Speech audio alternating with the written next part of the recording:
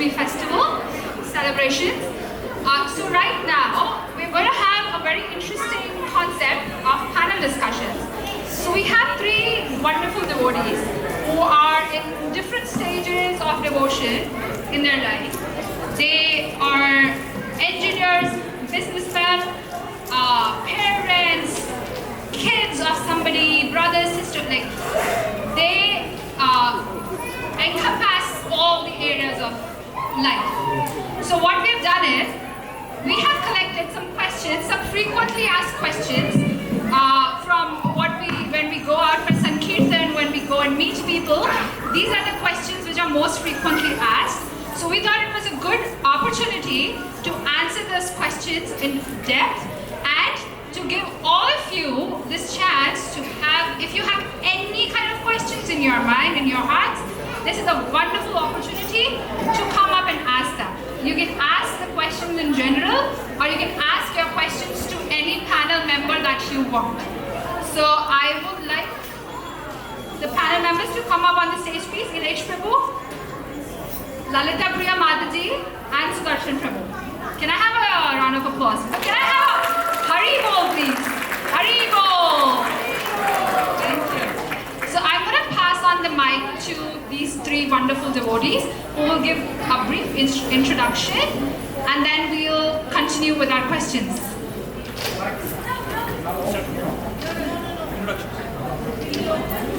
Hare Krishna, everyone. My name is Ilash, and so I'm a father of two that are running around over here. We live in a nuclear family, so also my parents live with me. I was going to say I own and operate a company, but I was recently acquired. I'm not going to get into that, but in my daily day-to-day life, that's what I do. So I have to take care of a multitude of different things under a lot of duress most of the time. But yet, I find that Krishna consciousness grounds me and helps me move through life a lot easier than would turning to anything else that's material. So I'm always open to help with any questions, but I can't wait to hear what the questions are going to be. So that's my introduction. Hare Krishna. My name is Lalita Priya Devidasi. I'm a disciple of His Holiness Gopal Krishna Goswami Maharaj of Iskcon, who left the planet very recently, last year.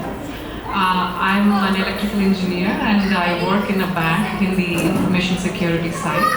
And in spare time I teach vocal, Carnatic classical to kids and play veena or learn veena and take classes. And there are other hobbies also, but one thing I just wanted to say that all these spiritual knowledge keep us grounded with whatever may be the situation in our lives. Thank you. Hare Krishna. My name is Sudarshan Das. As Prabhu was saying, yes, a father of one of the daughters who's running around here, for sure. By profession, an engineer. I've been working in the bank for a while into the IT sector, managing a business analyst team. On the spiritual side, started my journey in 15 years ago when I got my first Bhagavad Gita, and from there on moving in just as a gratitude to all the teachers who have taught me this knowledge. I now go up and share this as much as I'm able to based on the teachings that I've got. That's a quick short introduction. Thank you so much, Prabhu and Mataji. So without wasting any time, because I want more time for the answers, I'm going to pose the first question. So this is a very, very frequent question that we get asked.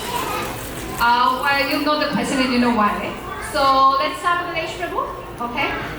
So the question is, when God is everywhere, then why should we come to the temple? Like why, like you say God is everywhere, omnipresent, and then you say, come to the temple. Like, what's the reason? That's a loaded question, Mataji. So, yeah, you're right. God is everywhere. He is everything animate and everything inanimate. But why do we go to the temple? I believe there's multiple reasons. The first and foremost reason is because we're in the path of bhakti. Bhakti is the devotional, loving service of the Lord. And that's the only place where you really get to see the Lord face to face. He's there in his actual form. He's there, shakshat, or he's there, real presence is there. So when you go in front of the lordships, that's the only time when you actually spend time with Him. Otherwise, you're not going to spend time with the air, saying, "Oh God, air, you're everywhere. Oh, the earth, you're here, you're everywhere." You don't have that reverence that you would when you go to the temple. And also when you go to the mandir, they've got classes.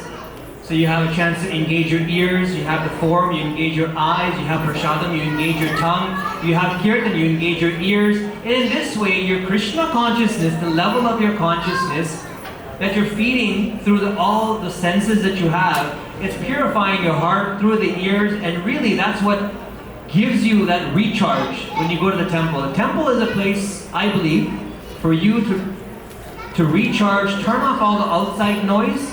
Because when you're trying to worship God everywhere outside, there's also Maya in the form of God that's going to distract you like anything. So really, this is a place to razor focus your attention on your relationship with God. And that's why we should go to the temple, especially for if you have young kids. They're not going to understand that God is everywhere and that you should be praying or you should be observing that, oh, you know what? God is my car, God is my two-wheeler that I'm using to make my deliveries. Yeah, I'm sure, no doubt that He is, but this is where you have a chance to really teach your children about the relationship one should have with the Lord. So that's my answer. Thank you, Prabhu. Mataji, what's your thought? So when we say God is, that's a very good question. So when we say God is omnipresent, omnipresent is a technical term which means God is everywhere. So He is in, like Prabhuji said, like He is in animate and inanimate, that which is living and that which is not living. How many of us in this auditorium feel the air conditioner right now? If we do not have the air conditioner, what would you feel it like? It would be hot. So you would take a paper or a fan and you would start fanning. Why? Air is everywhere. Why don't you feel the air or the cool air, the presence of air?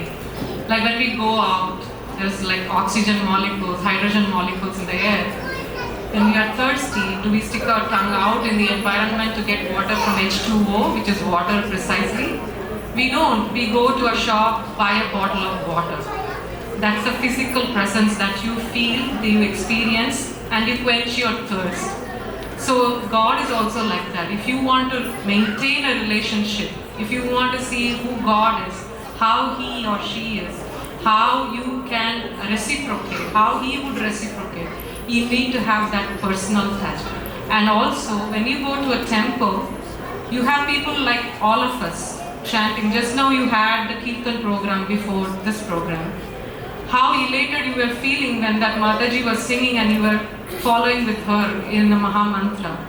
So there is a congregational chanting, which means a group chanting, group prayers that have a lot of positive vibes, positivity in the environment. And in the temple is basically like a center where we all come together, where is the technical methodology of worship of gods is written in scriptures, how we do it, how they look, what that Archa Vigraha, the deities, we don't call them a statue or idol, we call them as deities, how they are supposed to be. All these descriptions are given in our Vedic scriptures. And if you follow that and if you chant the mantra, you actually feel the presence of God. And that's why you need that positivity. So you go to the temple, like-minded people come to the temple, so you can have their association. That will actually help you enhance your spirituality or progress in your spirituality, and you can feel very grounded, and that positive vibe will make you peaceful, calm. You calm down a lot, and that's why you go to the temple. Thank you so much, Raj. That was a wonderful, wonderful experience. Sudarshan Prabhu. So I'm not as intellectual as the other two. Good points, right? No. So one thing that you already mentioned, I really love that as an answer, is water is everywhere in the form of moisture in the air, but that does not mean we can stick out our tongue and quench our thirst. So yes, a little aspect of personal relationship with the Lord.